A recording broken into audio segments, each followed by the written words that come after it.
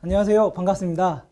이번에는 지난 시간에 이어서 이번에는 더 솔직한 NCS라는 제목으로 여러분을 찾아뵙게 된 최경호라고 합니다. 반갑습니다. 여러분들이 NCS 굉장히 궁금해 하시죠? 저 역시도 굉장히 궁금했어요.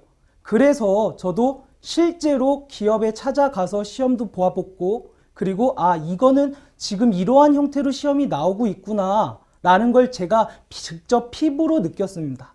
그래서 지금 현재에 다른 많은 선생님들께서 NCS에 대한 강의를 많이 하고 계신데, 저는 NCS가 뭐라는 거는 여러분들께서 다른 강의를 통해서 직접 보시고, 저는 이번 시간에 여러분들에게 진짜 제가 직접 피부로 느끼고 경험한 것을 간단하게 여러분들에게 말씀드리도록 하겠습니다. 자, NCS라고 하면 여러분들 많이 보신 페이지일 거예요. 스펙보다 능력을 보겠다. 여러분들 많이 보셨죠? 근데 그거에 대한 핵심을 한번 딱 정리를 해보면은, 자, 여기 제가 한번 정리를 해봤습니다. 책상에서 스펙을 준비만 하는 것이 아니라 정말로 자신이 원하는 직업을 현장에서 양성하기 위한, 그런 자신이 원하는 직업을 갖기를 원하는 인재를 양성하기 위한 기준이 바로 NCS다. 그래서 현재는 많은 공기업에서 적용이 되고 있고, 2017년까지 이 NCS 프로그램을 모든 공기업에 적용하고 이제 사기업에도 순차적으로 적용을 하겠다라는 내용입니다. 사실 제가 얼마 전에 어떤 기업의 인사팀을 만났는데, 회사에서도 일반 사기업에서도 NCS를 적용을 해야 되겠다라는 말들이 많이 나오고 있다고 합니다. 그럼 여러분들은 이번 기회에 정말 NCS가 어떤 건지를 다른 직무 내용을 이렇게 설명하는 강의가 아니고 정말 NCS가 뭔지를 여러분이 제 강의를 통해서 확실하게 알고 넘어가 주셨으면 좋겠습니다. 자, 여러분들이 많이 하시는 궁금한 질문이죠. NCS는 그러면은 스펙을 안 본다 라는 게 여러분들이 많이 하는 질문이실 텐데, 스펙을 전혀 보지 않는 것은 아닙니다, 사실. 자, 보시면은 각각의 공기업마다 원하는 어학 점수라든지 자격증이라든지 그러한 형태가 조금씩 다르게 존재하고 있습니다. 지금 여기를 보시면은 이 기업은 현재 제가 이걸 산업은행에서 가져왔는데, 산업은행에선 어학 점수가 토익이 750점 넘는 인재를 원하고 있습니다.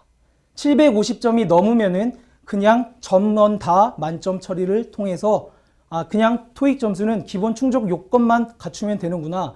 그 대신 스펙이 전혀 없는 것은 아니다. 그런데 다른 회사를 보시면은 이 회사에서는 토익이 700점을 요구를 하고 있고요. 그리고 이제 필기 전형에 가서 전공 시험을 본다든지 NCS 혹은 필기 시험에서 각각의 지원자들이 가지고 있는 자격증을 가점으로 제공하겠다라는 겁니다. 여기서 재밌는 게, 여러분들이 분명히 아셔야 되는 게, 서류 전형에서 자격증을 가점을 넣는 게 아니라 필기 시험, 필기 전형에서 여러분들이 가지고 있는 자격증에 대한 가점을 부여하겠다라는 겁니다. 이 부분에 대해서는 조금 이따가 제가 좀 더 자세하게 말씀드릴 거고, 그리고 굉장히 친절한 게, 여러분들이 가장 고민하시는 것들 있죠. 도대체 필기 전형의 통과 배수는 몇 %야? 도대체 서류 전형은 몇 배수를 뽑는 거야? 라고 많이 궁금해들 하시는데, 여기서는 친절하게 1.5배수 내지 2배수를 필기 전형에서 뽑겠다라고 정확하게 명시를 해주고 있습니다. 다음으로 보시면은 인천공항공사인데, 여기에서는 어학 점수를 850점 이상 원하고 있습니다.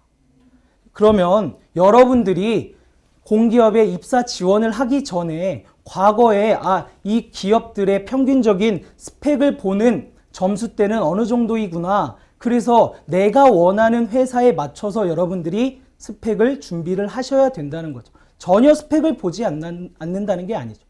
그리고 이 회사에서는 우대해주는 자격증이 있습니다. 예를 들어서 오픽, 토익 스핀과 같은 말하기 점수가 높게 있다면 그에 해당하는 자들에게는 가점을 부여하고 있습니다. 또한 해당 기업의 청년 인턴을 졸업한 자에게는 서류 전형을 통과하든지 혹은 서류 전형에 대한 가점을 부여하고 있습니다. 그렇기 때문에 여러분들이 가장 궁금해하셨던 스펙을 보지 않는다라는 건 절대 아닙니다. 해당 기업마다 원하는 스펙이 분명히 존재하고 있고 해당 기업에서 원하는 자격증도 분명히 존재하고 있습니다.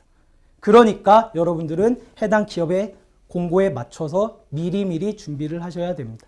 이번에는 여러분들이 또 궁금해하시는 질문을 제가 한번 가져와 봤는데, 그러면 스펙을 보지 않기 때문에 그럼 정확한 채용 기준이 있을까? 채용 기준을 정확하게 몰라서 오히려 더 힘들다. 차라리 스펙을 봐라 라고 말하는 학생들도 있을 정도로 굉장히 그 채용에 대한 평가 기준을 정확하게 몰라서 힘들다라는 질문들을 많이 받고 있습니다. 이에 대한 질문의 답변은 제가 직업과 직무를 명확히 해라 라고 말씀드리고 싶습니다. 제가 지난 강의에서도 말씀드렸다시피 여러분들이 무엇을 잘할 수 있고 그리고 내가 원하는 게 무엇인지를 명확하게 파악하는 게 가장 중요하다고 말씀드렸죠.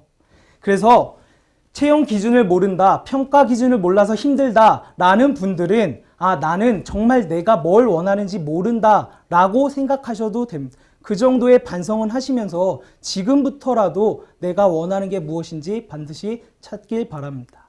제가 여기서 하나 재미있는 사례를 간단하게 한번 보여드리고자 하는데, 자, 여기 있는 친구가 자신은 학교를 다닐 때부터 내가 원하는 회사가 뭔지는 모르겠어. 그런데 나는 중남미라는 시장에 가서 비즈니스를 하고 싶다. 그래서 중남미를 진출하는 회사에 나는 들어가서 해외 영업을 할 것이다 라고 명확하게 자신이 원하는 일을 갖고 있었습니다. 때문에 이 친구는 LS 엠트론이라는 회사에 취업을 하게 돼서 중남미 시장을 왔다 갔다 하는 비즈니스를 하고 있습니다. 근데 여기서 재밌는 게, 지금 이걸 제가 보여드린 이유가 해당 친구의 팀원들의 카톡 내용입니다. 여기를 제가 간단하게만 설명드리면은 상사분께서 하는 말씀이 있습니다. 이번에 신입사원이 우리 회사가 신입시장이라고 생각하는 중남미에서 신입사원이 첫 매출을 올렸다. 자신이 근무하는 이력 동안에는 단 한 번도 신입사원이 신규 시장에서 매출을 올린 적이 없다. 우리 다 같이 축하해주자 라고 말을 하고 있습니다. 굉장히 놀랍죠? 신입사원이, 그것도 회사에서 처음으로 진출하는 시장에서 매출을 올렸다는 거예요. 그만큼 이 친구는 중남미 자기가 원하는 시장에 대해서 그동안 노력을 하면서 공부를 해왔고 준비를 한 결과 회사에서도 인정을 받는 인재가 되었습니다. 자, 이런 사례처럼 여러분들도 평가 기준이 모호해서 나는 준비하기가 어렵다라는 분들은 반드시 자신의 경험과 경력에 빗대어서 내가 원하는 직무가 무엇인지 찾아가시길 바랍니다.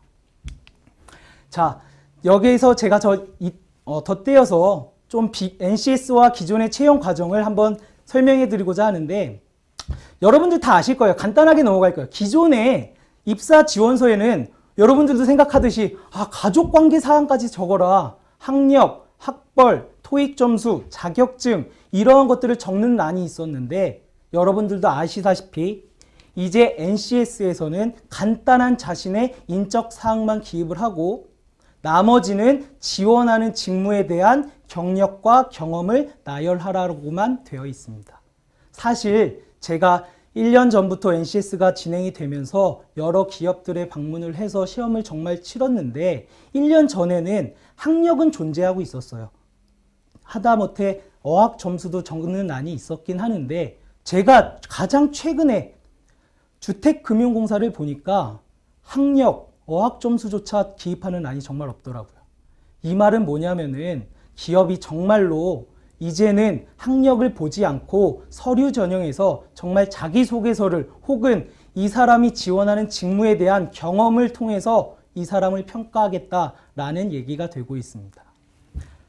자, 입사 지원을 보시면은 자신이 교육을 받았던 내용을 기입하게 되어 있고 경력과 경험을 기입하게 되어 있습니다.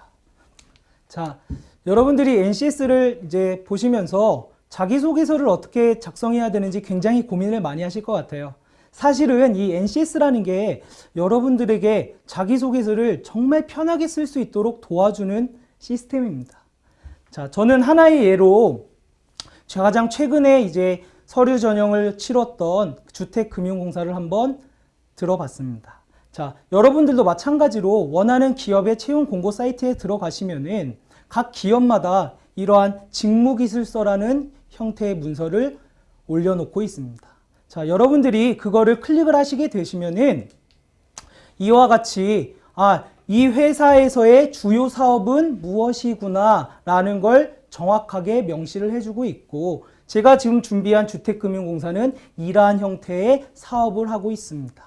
여러분들도 눈으로 직접 확인하시면 되고, 다음의 페이지에 보시면은 거기 이러한 사업을 진행하고 있는데 이 사업에 맞는 직무에, 이 직무에서 필요한 지식까지 친절하게 나열을 해주고 있죠.